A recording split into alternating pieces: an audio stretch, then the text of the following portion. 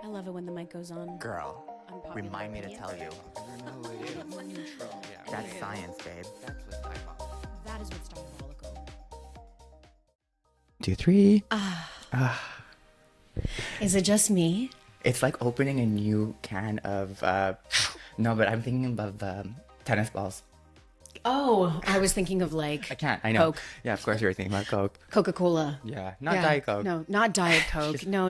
But this, turning the mic on and hearing the crispness of our voices in my ears has become A new high.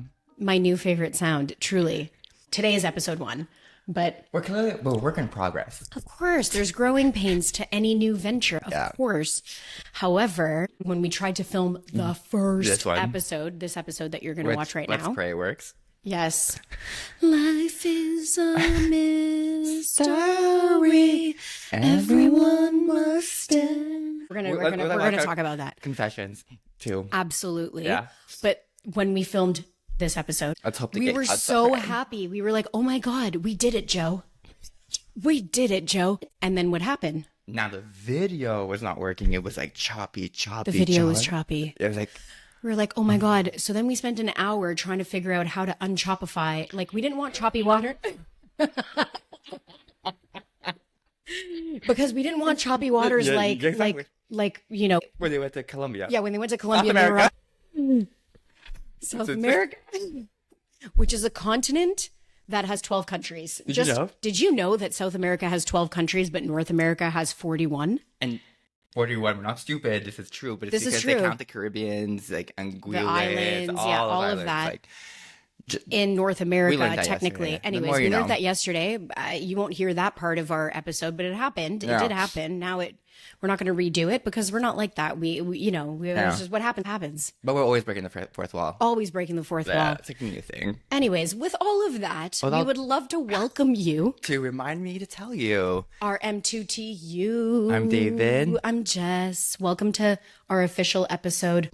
What was your vision of Yes, episode 1? So Because he's really like, he's the guru. I want my listeners to know Right. what you're here for. So we're gonna not cover, but like talk about in the city, the valley, a bit of Real Housewives of OC. 20 years. Yeah, Okay, yeah, I can't wait to since- talk about that. Yeah, because since those are all live right now, Right. we're gonna dip into them. Right. Not recap every minute, but kind of give our opinion and Yes. how we relate to it and whose side we're on, and a bit of the public discourse that's going on online. Ooh, see, I don't know about the public Yeah. discourse that's going on online. So I love it when I tell you what Her- my opinion is, and I'm then like, you're like, girl. well, the fans disagree. And I'm like, what? What do you Yeah. mean?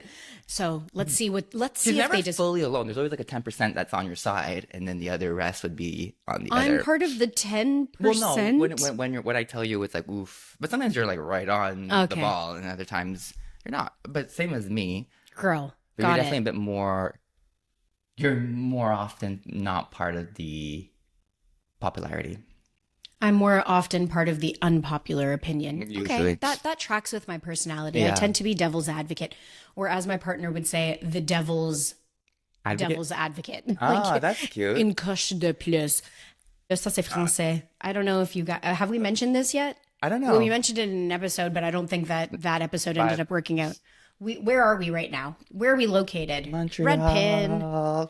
Montreal, Quebec. So there's So- going to be a little franglais. Mais une coche de plus, that means like extra. Yeah. A little bit extra, which we love. But anyways, okay. So, but To my point. to your point, exactly. How did you know? I don't know. I literally just guessed that. You know me so well. So to your point, last episode I asked you, I said, remind me to tell you, Yes. or yeah. Yes, and yes. that was Girls, girl. yeah. Because we feel like the term, the It's overused. colloquialism is sometimes overused. And I will add the public discourse. People are getting fed up with that because Interesting. It's people are using that left, right, and center, and it's no one's agreeing with the purpose. Center left. Yes, yes. So If I had to take a stance. okay, Carney. So Sorry. Back to reality here. Back to reality and, No. and out of politics. It's so hard. Okay. It is so hard. Yeah, I'm sure It'll come. Yeah, it will come. Right. Now, girls, girl, What is your definition of a girl's girl beyond Bravo Yeah. universe? in the personal life. What does it mean? Because I'm kind of, there's two definitions that I see. It's either you're loyal to a fault. So you back up your girl no matter what. Mm-hmm.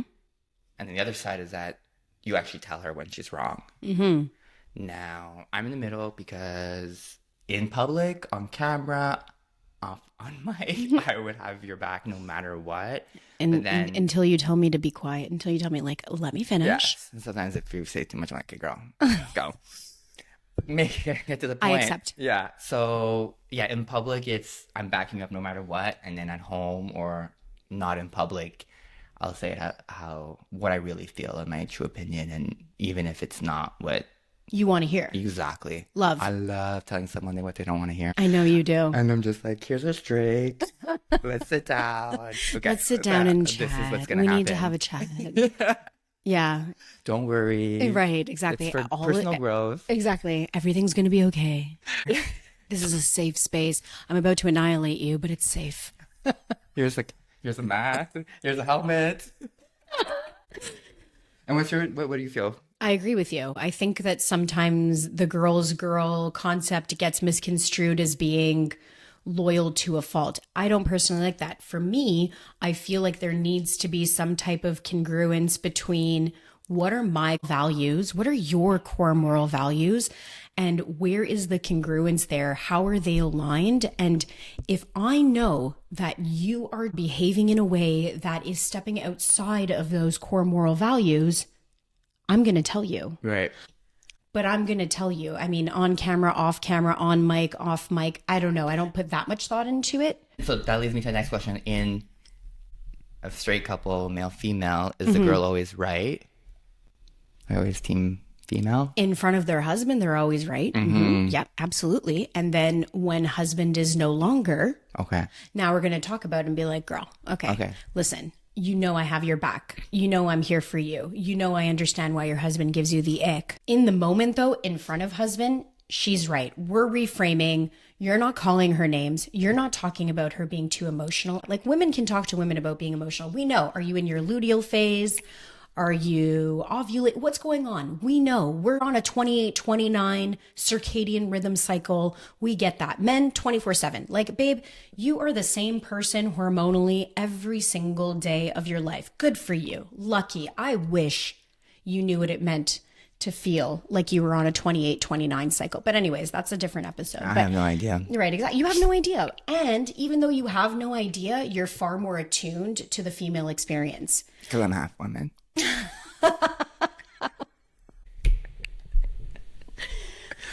C'est vrai. That's true. Yeah. Anyway, this leads us into... Right. So wait, I have a question for you. Oh, okay. Of the Bravo celebrities, I know what you're going to ask. you do know what I'm going to I have a ask? feeling. You have a feeling? Yeah. Okay. Of the Bravo celebrities, who to you is the epitome of a girl's girl? All right. Yeah. I knew you were leading with that. So, Paige and Ciara. Ciara, especially in the last few months, I was like, whoa. She really values her friendships. Her show friends are her real friends. Yeah. It's not even that. I think she just treats other humans with respect, whether we're working together, we're colleagues, whether we don't really get along. I feel like she has a level of respect that many people don't have. Right. And then at reality TV, a lot of these people are just like there for themselves. So can I, because I agree with you, those would have been my two as well. I would say that Paige is the epitome of a girl's girl and Ciara is the epitome of a human's human. Yeah. She is there. It has nothing to do. It's genderless. Paige clocked it when they first met on season 5, and she was like, she's literally Mother Teresa and Naomi Campbell if they had a child. Exactly. I don't think it can get better than that. It can't get better than No, that. really. And Paige really showed how much of a girl's girl she is when Ciara entered the show, because she and Hannah's friendship was already established at that point. Hannah was in this relationship with Luke, and Luke brings this new gorgeous girl on the show.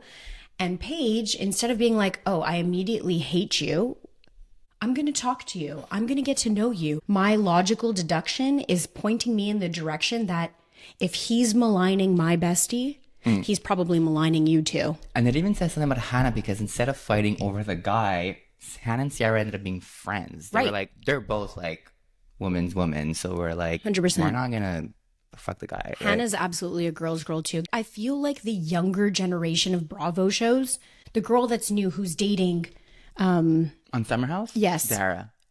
They broke up, by the way. They did? Yeah. No. Yeah. Okay, I mean that's okay, but I really liked her a lot. Yeah. I really like her a lot too. Yeah. We'll talk about that on We'll talk about that. Yeah. Right, that's not for episode 1. Let's go now to the end of the Valley. Yeah, let's go back to that. So let's kind of... Are there girls on the Valley? What do you think about that? I think all the girls on that show, there's no true villain. I feel like everyone is decent people. Right. I just don't think they're really friends in real life. And that's where it's hard to judge exactly how they would move within a friend group. Right.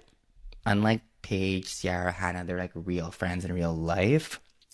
I feel like there is something to be said about, though, the relationships that are established on Summer House where you're actually living together. Yeah.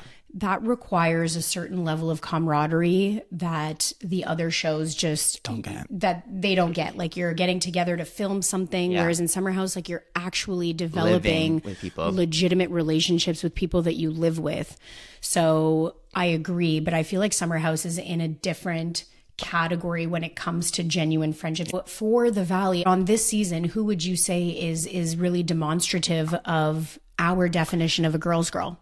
No, I do think Lala is stepping up for Janet.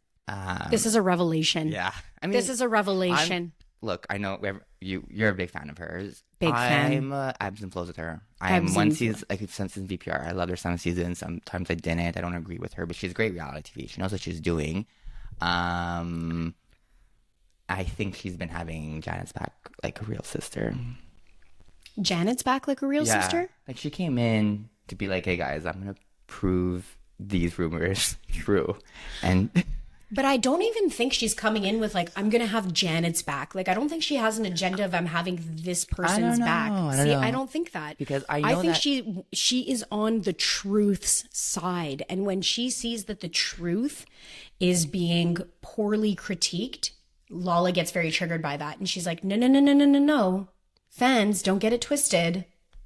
That's how I feel. Look, I think that there's alliances on reality TV. Of course. And Lala said it about Kristen and Nia, and I don't think those people would be friends in real life. Agreed. They decide that we have our backs no matter what. I think that Nia and Danny came into the season on a high because they had so much support after the first 2 seasons, and Janet was hated. So they came in thinking they can do what they want. Right. In reality, he's still drinking on camera. The editors and the producers and the camera people are literally following them, wanting us viewers to notice that he's lying about the drinking. Right. So now Janet actually looks vindicated, and Lala has Janet's back, whether it's an alliance or not. I think they're actually real friends in real life. And so she's going to come in and be like, yeah, I saw it. I'm going to mention it. But she does want camera time. It's clear. She's clearly coming into conversations, sitting down at the table. She wants the camera time, but maybe she's trying to get the flow going, getting causing some drama. Because I'm happy she came. I didn't want her on the season at the beginning. I actually was like, ugh, we don't even need her. I could see Sheena more than her. Ugh. Sheena's like the mother of the show. She started it all with her. Yeah, because of her. She had the affair. That's how got our role from Beverly Hills. We started VPR. She was the opening scene. You got to give her credit. No. Oh, okay. We wouldn't be here, and Summer House wouldn't even be here because of VPR. So gotta give credit where credit's due. Fine. But I'm happy she's on the show because she's making it more interesting. But we do need to move on from the storyline now. Someone needs to be fired. Somebody needs to be fired. It's getting a little bit redundant in terms of, the arguments, the conversations, the alliances. I'm disappointed. Kristen, I have very mixed feelings about this season because on the one hand, to my definition of being a girl's girl and that alignment that you should have with your core moral values and what you expect of other people, I'm having a hard time understanding why Kristen, who has historically been so good at calling it like it is, being honest about her feelings, for whatever reason, seems to have this blind loyalty to Nia and Danny. And I'm like, why? Why do you have this blind loyalty towards them when I know that your couple, their couple, in terms of core moral values, are clearly not completely aligned for various reasons, and yet you are defending them. You're removing yourself from conversations where people are really just talking about something that happened. You're like, I can't talk about this. And that for me always begs the question in the Bravo world of, why is this alliance so deep? What do you know about me? What do you have on me? What's in the arsenal that I don't want you to expose? And therefore, I'm defending you to a fault because I'm scared of that. On the other hand, with Kristen this season, I have to say, I really do commend her for being so public with her fourth trimester, with her postpartum. I can't even imagine what that would be like. No, I agree. And the discourse on that has actually I've been seeing a lot of different opinions. There's a lot of women who love to see it. They can relate. There's other women that are like, look, I want to watch Bravo, get away from the whole motherhood and all those struggles. Women? Please. Not girls. That's not. And we need this. I'm a woman who doesn't, I'm sorry, I don't have my own children. No, of course. I've never experienced the first, second, third, fourth trimester. Never experienced it. I have a stepson, but my body has never gone through that. Yeah. And I appreciate seeing that because in terms of women's health and the access to information, exposure that we have, there's not much. Right. It hasn't evolved very far since the medieval times. Let's be honest here. That's why countries have mat leaves. Women should be working that close to giving birth. Right. But I get it's their job. They need the money. But we said we're not going to talk politics on episode. I think like let's. She doesn't have mat leave though. She's in the States. She doesn't really have a mat leave. Yeah, exactly. So it must be hard to be on camera going through that. I think she needs to also move on with Janet because this fight is just never. They need the conflict resolution. Like beating a dead horse. That's why someone needs to go, either Nia and Danny or Janet or whatnot. But Zena and Danny still have a staunch fans. Like some people are defending them to their core. I think that Nia is amazing. Right. She's been fighting his battles because she was on Watch What Happens Live. She's been on podcasts recently, and he declined Watch What Happens Live, which is no Bravo Love does that. Like that is he who such doth good protest too much. Yeah. He said he had other opportunities that he couldn't. Other opportunities than Watch What Happens Live? Yeah. What, babe? Yeah. What are they? Yeah. Where are we going to see them? A voiceover. So yeah, and then Nia's been fighting his battles. Again. Shocker. Weak man. He's hard to watch when they're talking about, every time he makes a joke about having another baby, I'm like, girl, stop. I can't. Yeah. He gives me the ick, and it has nothing to do with what he looks like. That is not where the ick comes from. It comes from your energy, and it comes from the misalignment between what you're trying to put out versus what is being manifested or what is being perceived from other people. And there is a big gap there, and Danny's got a lot of soul searching to do. Like as a spiritual person, he should really do that soul searching and figure out why do you become Tequila Katie? Like why do you become such a dark passenger when you're drinking? What is that about? And why does your wife always need to protect you, defend you, tone down the things that you're saying, remove you from the camera, take the mics off? Why is this happening so much? Why is it that when you're drinking, you tend to go for a more vulnerable group of people? Why is it that you're going for Jasmine and her wife? Why is it that you're slapping Zach super hard? Yeah, it was weird. That was weird. It really threw me, and I didn't like it because we know that queer people are often targeted more commonly. I feel like if you notice in the opening credits, Zach and Jasmine are at the end, and they're like throwing something. And they both have partners. When Jesse comes on the intro, is he with Lacey? I don't think so, because she's new. Fine, but like Jasmine's relationship, she got married. They didn't film it, established.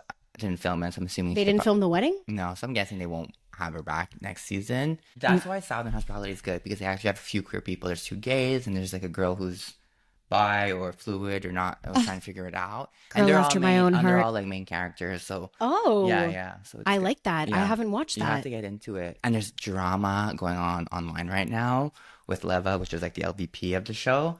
Leva, she was the one that was on. Southern Charm.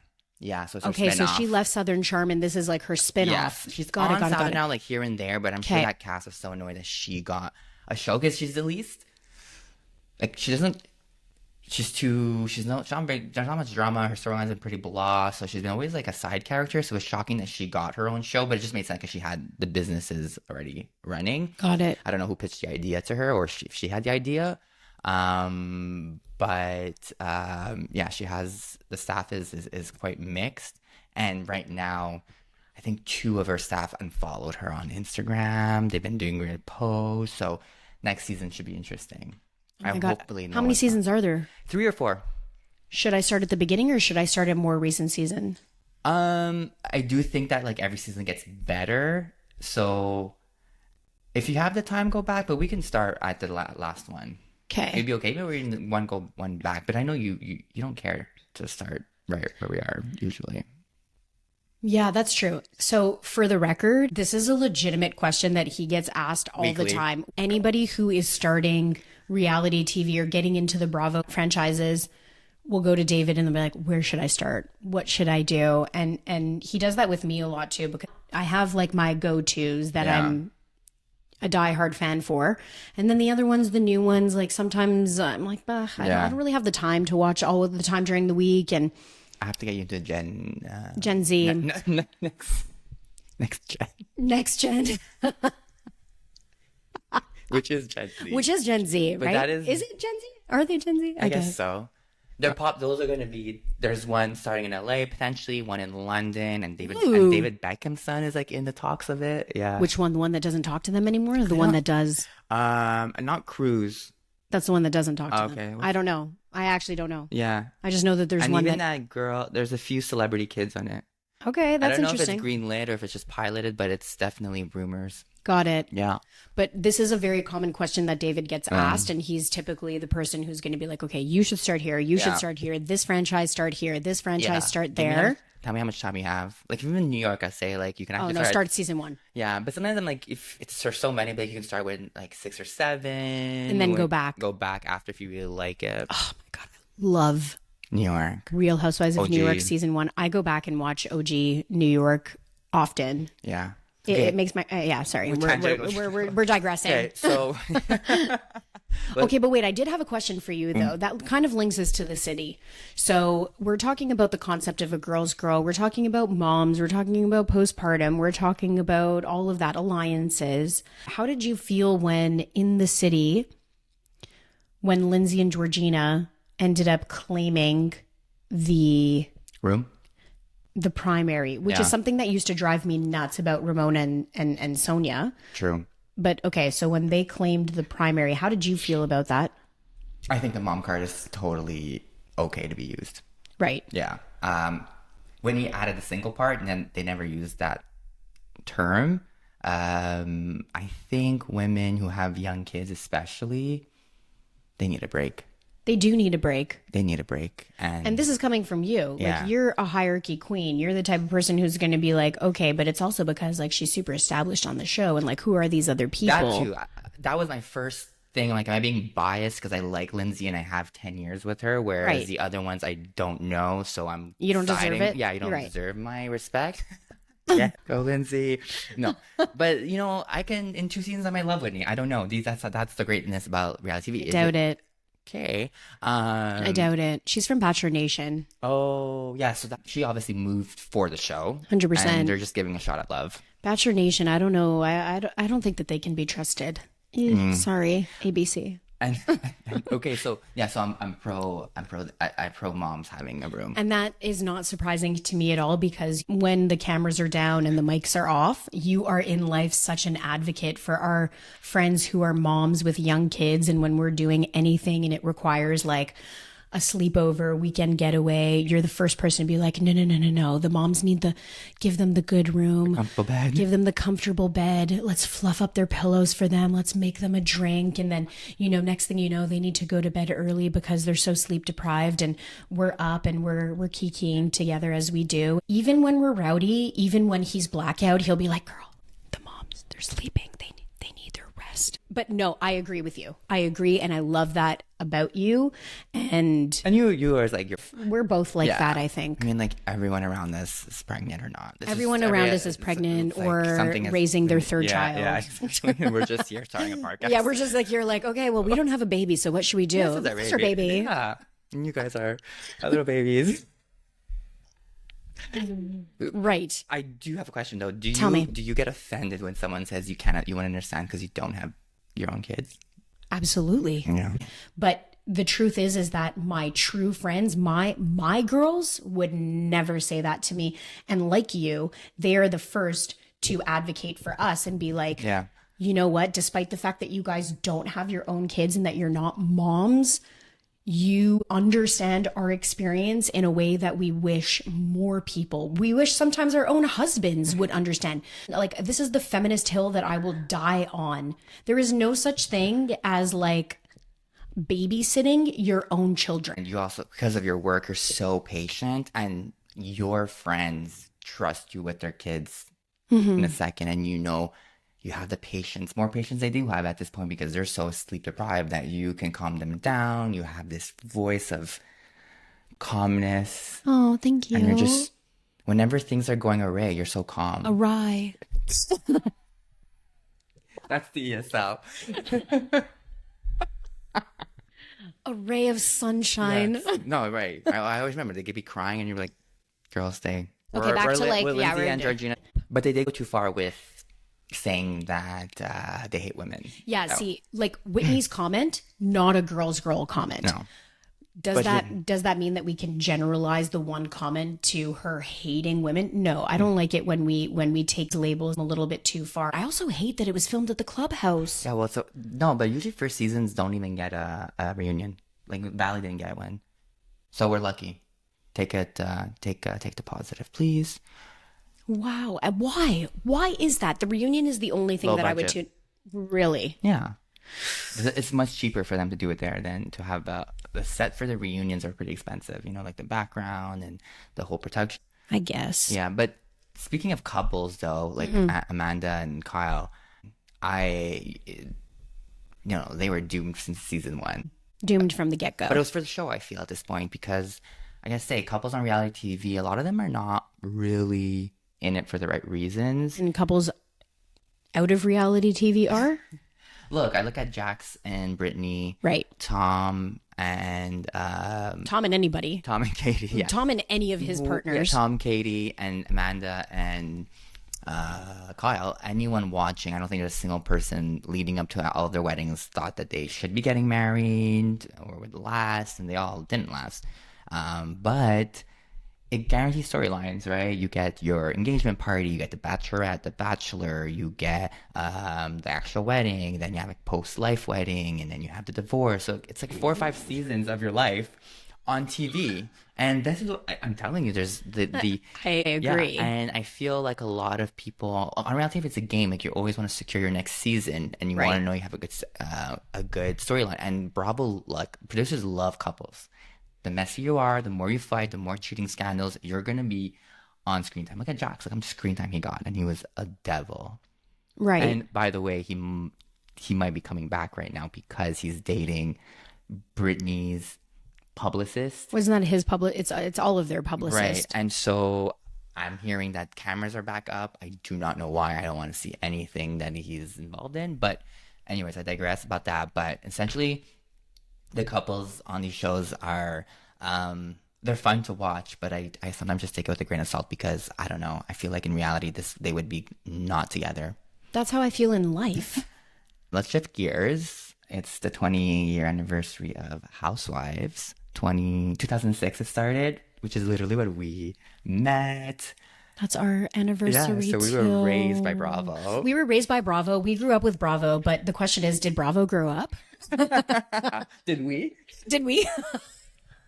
feel like in many ways we did. Of course. Right. I think we still look good. Yeah, we still look good. We still look good. I think so. You know, our hands are the same color as our face. Yeah. Shout out to Kyle. Sorry, Kyle. You're beautiful, though, baby. You're beautiful. You're an OG. Farrah, she's congrats. pregnant. I saw that. Yeah. With an anonymous sperm donor. I'm like, okay. Really? I didn't know that. Yeah, because she was supposed to get married. And then after, I think they broke up. And then when I saw she got pregnant, I'm like, oh, is she in a new relationship? But I think she decided to do it on her own. And I'm like, okay, queen. Good for her. Good for you. You and your band of women are going to raise this baby together. And that is like, yes. And you'll get your own room if you party with us. Exactly. Right. You are going to be so pampered as a new mom. Such a great village around you. We are girls. Oh my God. Yes, I will die on that hill. But anyways, the 20-year anniversary, which is our 20 years, we graduated from high school in 2006. So 20 years for us, 20 years for Bravo. One week broadcast. One week, and we've managed to get, like, hopefully this episode takes off. 1 week, one episode. But you were watching OC. I was, right? In 2006? Yeah. Oh, yeah. I was watching it in 2006. You weren't? No. My gateway to reality TV was A Simple Life. Your gay way. I actually wasn't. At that point, I was raised by Nicole Richie. Oh, yeah. You were obsessed with her. Yes. And I think still to this day, she's one of the best characters on reality TV. I don't think there's anyone who's come close to her or her style of TV. Because she was just so authentically herself. She had no idea how funny she was. Effortlessly funny. Right. And even in interviews now, like, she's like, I'm not funny. Right. It's like, I'm like, I still quote that girl. Drop me your favorite Nicole quote. Okay, there's a few. Like, let's get slutty before you're getting out. Before you're getting, like, when you're getting ready. Like, guys, let's get slutty, you know? Like, it's 8, 9 p.m. We're starting to get ready to go out. And then when she was the opposite of that, which is when she was helping this 13-year-old go on a date. And she's like, here's some do's and don'ts for tonight. Okay. Do be cute. Don't be a slut. But I do feel like on your first date with a guy, it's like, do be cute, don't be a slut. Like, just right. I mean, I guess perhaps I'm thinking about it from like my post and then prefrontal cortex. Exactly. I don't know how well it aged. And then the last one would be sex sells. It's like 2024. It's 2004. Sex sells. Do you want the context? I feel like I might need the context. I don't think that Nicole Richie came up with the concept of sex sells. I'm like, okay, really? Like, are you sure that she came up with this in the 1950s? It was like an amusement park, like Marineland vibes, where they like had animals, like sea creatures in the waters. Okay. And they were like, there was a show, and they were gonna participate as like interns. It was that season, and the turtle was like the god of the show, and Nicole was going to be the turtle. And then they're like, that's hot. And Paris is going to be a mermaid. There's going to be another mermaid. And then Nicole's like, can mermaids make some girl on girl action? So very progressive. And the manager's like, no, this is a kid's show. And it's like, sex sells. It's 2004. Yes, that is funny. The context was important there. Because I agree. And then she wanted to bring race in, and she's like, I'm half black, half white, so I should be the turtle, and be like, stop. It's okay to be black. Or mixed. So progressive. A true ally. Let's get back to the OC. I got into Housewives through New Jersey. New Jersey. Yeah, like they were like at 3 years. Season 3. Yes, you know, I was OC, and then I was watching season 1 of New York as well, which is like my fave. But and then you didn't even watch The Hills at this point. I had watched it. No, I was not watching The Hills. I wasn't watching Beverly Beach. Oh, yeah, that's right. Okay, Dorit. Laguna Beach. Yes. I only got into The Hills like 2007, so I feel like they were 3 seasons deep when I got into it, and there was like a marathon on TV, and I was recovering from a pretty bad hangover, and I was just like, I'm gonna watch this season. I loved it. It cured your hangover. Oh, it did cure my hangover, and then got me immediately addicted. I was like, I need to watch season 1. I need to watch season 2. Hangover, reality TV, best. Oh my God, it saved me. That and Planet Earth. I mean, which is also reality TV, but did you see your tortoise? The tortoise, the animals with David Attenborough's voice in the background. Richie and a turtle. Oh, stop. No, I didn't see that, but I would love that. So we could go back to that for sure. But Real Housewives of OC. Are you gonna watch this season? I will, because I know you won't. Yeah, I will watch it, and with a very critical. Who's back this season? Vicky's coming back again. Okay, so wait. Okay, they're bringing Vicky back. Yeah. So I feel like that is the perfect insert yeah. music.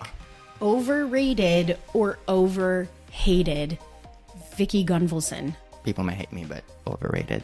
Oh my God. Who's going to hate you for that? Overrated. Yeah, overrated. How are they bringing her back again? Like, who is the next white Republican that she's dating?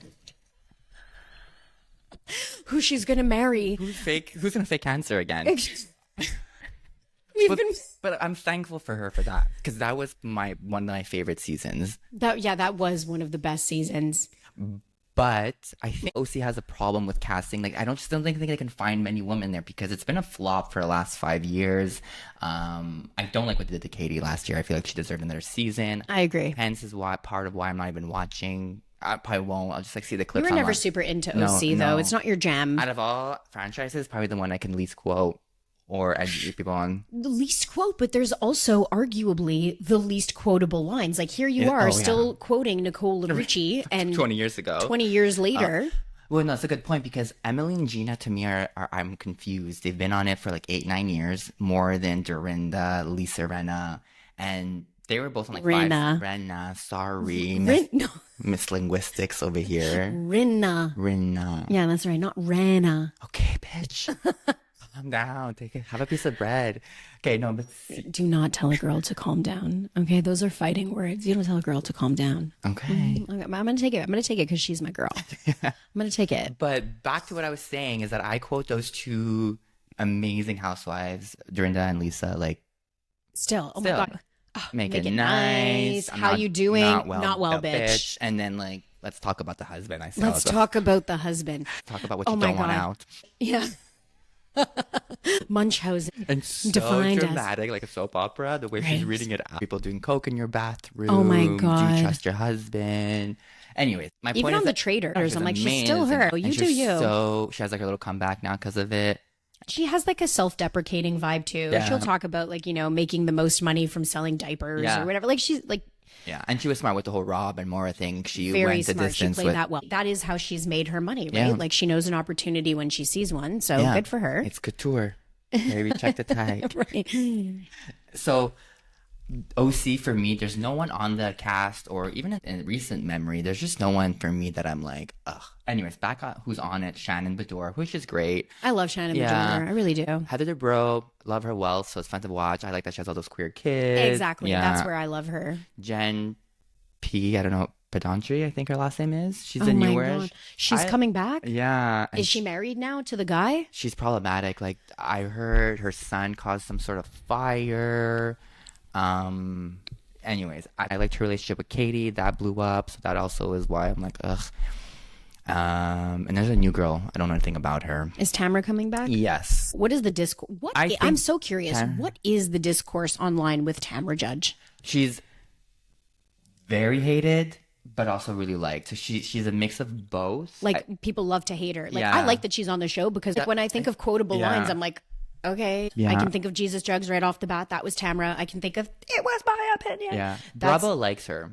She's good TV. Yeah. She's not a girl's girl. No. That's why, on a human level, I don't love Tamra, because she's in it for herself. But so on reality TV, especially Housewives, like the women, again, it's like you go in, you have your alliances. It's not all about being a girl's girl. It's just like, okay, I'm on your team, you're on that team, and that's how we survive this show. There are people like Paige and Sierra who are doing both. Like, you are great TV, because you're authentically yourselves, you're real, you're witty, you're bringing. Paige is hilarious. And anyways, no, we're not going to talk too much about that. Actually, I feel like this is a great segue, because like now we just want to talk about it. I could talk about Sierra for so long. So remind me to tell you next episode, the summer. Okay, remind me about that.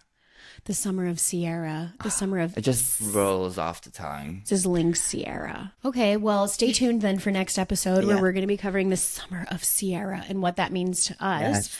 And please follow us on TikTok and Instagram. Remind me to tell you pod.